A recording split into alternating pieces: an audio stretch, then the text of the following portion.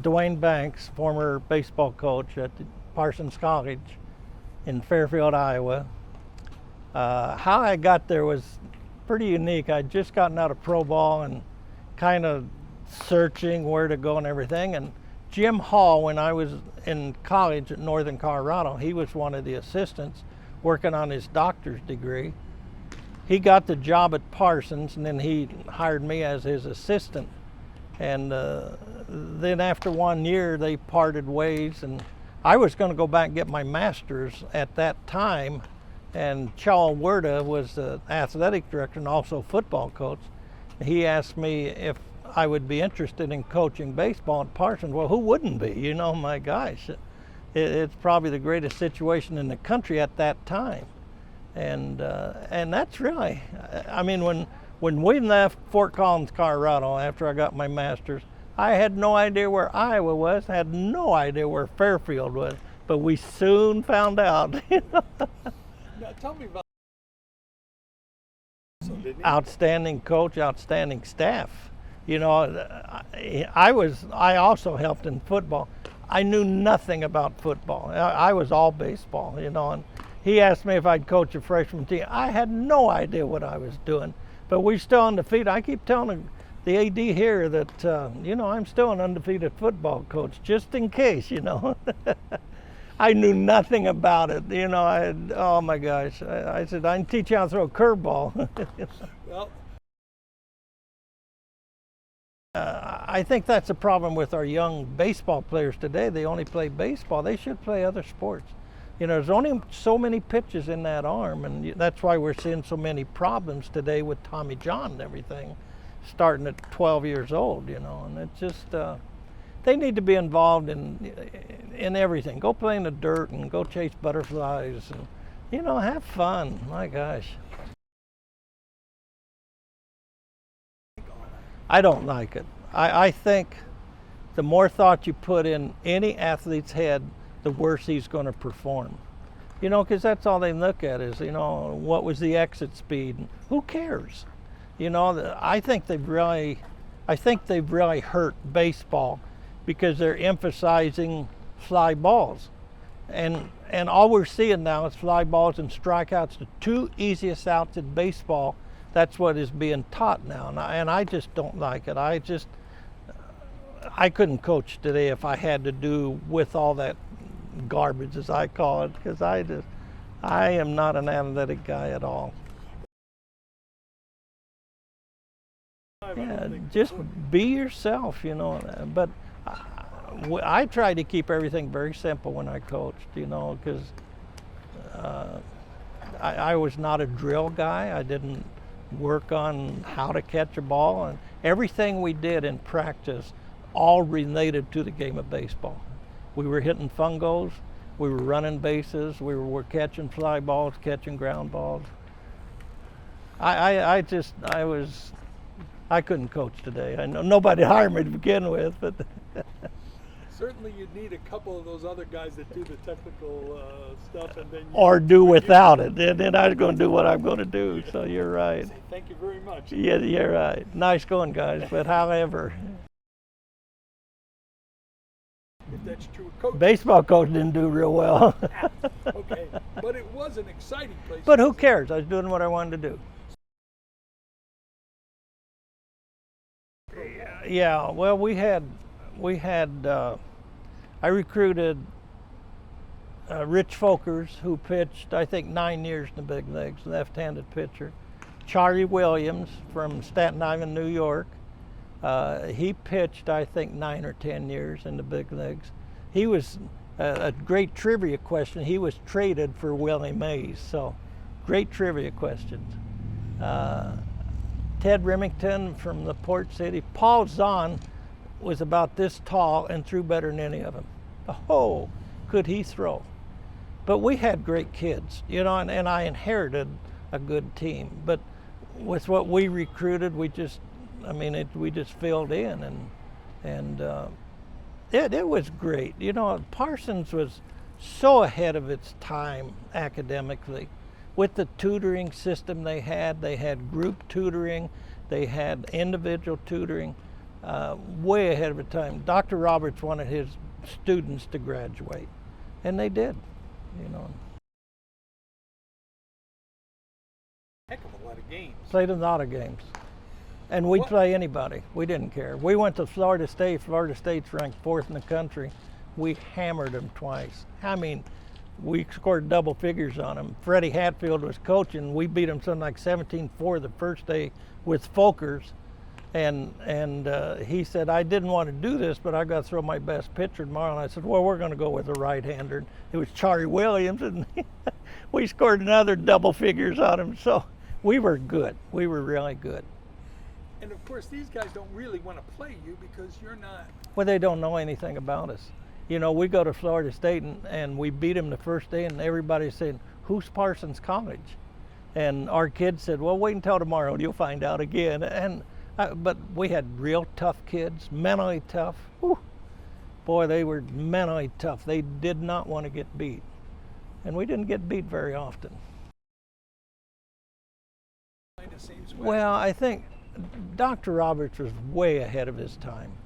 Way ahead of his time with everything they did. He just upset the wrong people, and you know, they got even with him.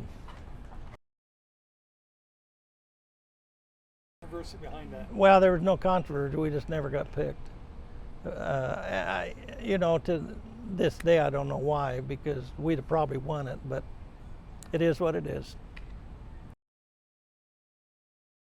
Nobody will ever know why we didn't get picked to go to a regional tournament, and if we had, we'd have probably qualified for the World Series, and if we'd have gotten there, we'd have probably won it. We were that good.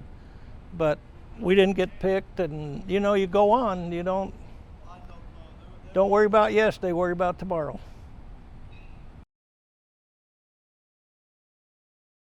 But they were just mentally tough kids. And that's what I wanted. I wanted kids that didn't want to get beat, you know, because I sure in the world don't want to get beat. And I'm going to do everything I can to keep that other guy from beating me. So.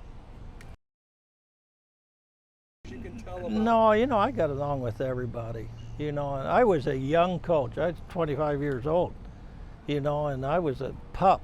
But I got to know the right people, you know, and the people that knew how to coach the game, and I mean the big time coaches, and I got to be friends with them. So if I had questions, I'd call them and say, you know, what can I do to improve this? And that's how I became a coach, because I was by myself, and I was a catcher when I played. I didn't know anything about, I knew some about pitching, but turning double plays and how outfields drift on a ball and all that, I didn't know that stuff, but I knew who did, so I'd call them and boy, I'd make notes, and today this is what we're going to work on, and you know, and that's how you become a good coach.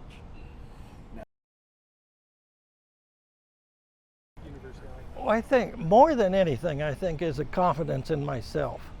You know, because I went in there and I didn't, you know, I knew I wanted to coach, and I knew I wanted to coach at the college level, but I mean, when you're thrown into it your second year, you're kind of overwhelmed with everything, because I had to do all the travel and everything, set up hotels, everything. I mean, I was it. And but what a great place to start. I mean, I had every opportunity to win, and we had the right kids, and we did. He was great to work for. I mean, he was supportive in every way, and he never put any pressure on the coaches, you know, and he's extremely supportive of all of us.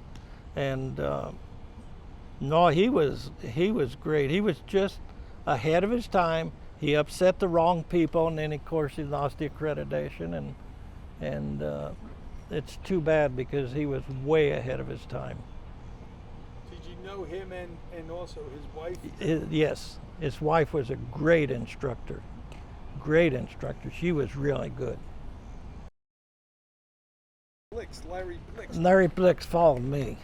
And he played for you, right? Yes. Yeah, he was a Tell catcher. me anything about him? Yeah, Larry was a good player and did a good job coaching. And he's in Des Moines now. I see Larry every once in a while. Good person, good family. I had his younger brother too, and you know, he was thrown into a tough situation because they were going through trying times at that time, and I could see it coming, so I bailed out and went and got my master's. So, you know, it's through the grapevine you hear what's going to happen, and I didn't want to be there at that time, so. 68. Okay, that's, yeah. Just to give you. How soon you forget. Well, hey, come on, Coach. You've been around a little bit. Woo. Anyway, I went to, I coached after the spring season was over, I coached a team here in Iowa City. So I got to know Dick Schultz, who was the baseball coach at that time, and I got to know Forrest Evashevsky, who was the athletic director. And so I coached a team. We played at the old field here at the university, and we won the league that summer. We had really a good summer. So at the end of the year, Evie has a party at his house. My wife and I are there, and he says, "Why don't you come here and get your master's?" And I said, "Evie, I've already made a commitment to go to Fort Collins, get my master's there." And I says, I've got to uphold my commitment. I just can't do that to the people out there. So I went out there for a year, and he says, "Well, I'll be calling you in May. There's going to be a job for you." And you know, you take that with a grain of salt. Yeah, okay, well, I got you. Sure enough, he called. Jeanette and I flew back, and he hired me in middle of the summer because I was still working on my master's. I got my master's something like August 26th, and the 29th of August we're starting at Iowa. So it's just been in the right spot at the right time. And then Dick Schultz was also an assistant basketball coach with Ralph Miller. So when Ralph went to Oregon State, then Dick became the basketball coach, and then I became the baseball coach. And 28 years later, it was time to quit. So, well, we didn't know anything about Parsons. When I got the opportunity to go, we had no idea where it was. And we didn't know where Iowa was. We thought that's where they grew potatoes or something. You know how that is. So, but it was, oh my gosh, we've just been so fortunate. Yeah. She went to junior college where I met her in Colorado, and then when we came here, we'd already been married. Life, right? Oh, it's just been great. Coach, I gotta ask you. You know, you're not looking at it, but I'm sitting here talking to Coach Banks, and I'm looking at that sign that's saying Banks Field, and it's well, must be something. There's not a lot of coaches in this country. Well, I know, but I think they ran out of names. So. Yeah, we don't think so. Coach. Well, Bob Bose was the athletic director then, and it was tough. It was really hard to get out of coaching, but it was time. You know, I was getting too tough on the kids, and it wasn't fair to the kids, so I said, it's time. And I just absolutely love the game. I feel like I could still coach today, but I don't want to. Yeah, it's in your heart, that's for sure. Oh, sure. Oh, yeah, it always will be. They were so far ahead of their times. Academically, athletically, we got everything we wanted. You know, we built a football stadium. I and one of my players spent all one summer building a baseball field. But they gave us all the resources and everything that we needed. All we had to do is just do it. Oh, I think you always have that on every team, but academics was always first. You know, because they're going to be a baseball player for a short time. They're going to have that degree forever. And that's the one thing we impressed on them with. We want you to get your degree. And some of them really turned out just fantastic. Well, Parsons was so good to us because I was so young, and it was where we need to be at that time, you know. And to get an opportunity to coach at a college when you're 25 years old is just unheard of. You know, you don't do it today, but and they gave us every opportunity to do whatever we wanted to do. If we need to do something, we could do it. and it was just, I mean, we had more scholarships than we could ever use at Parsons. And my recruiting was ridiculous because I never left campus. I'd call 2 or 3 scouts and say, can this kid play? I'd call the kid, offer him a scholarship, and never see him till he got on campus. Well, I came to Iowa, things changed. I put those 100,000 miles every year on the car to go see the best players, but I wouldn't trade a thing. Parsons was such a great place for us to be at that time. It does for us too. I just tell our players it's a democracy run by a dictator, and have fun. As long as that sun comes up in the east, we're going to have a good day. Great, Coach. Thank you so much. It was great. Thank you, guys. I appreciate it. Charles Werda was the athletic director and also football coach. He asked me if I would be interested in coaching baseball at Parsons. Well, who wouldn't be? My gosh. It's probably the greatest situation in the country at that time. It was great. Parsons was so ahead of its time. What a great place to start. I had every opportunity to win, and we had the right kids, and we did. It was great. Parsons was so ahead of its time academically. With the tutoring system they had group tutoring, they had individual tutoring, way ahead of its time. Dr. Roberts wanted his students to graduate, and they did. Parsons was so good to us because I was so young, and it was where we need to be at that time, and to get an opportunity to coach at a college when you're 25 years old is just unheard of. They were so far ahead of their times. Academically, athletically, we got everything we wanted. We built a football stadium. I and one of my players spent all one summer building a baseball field. But they gave us all the resources and everything that we needed. All we had to do is just do it.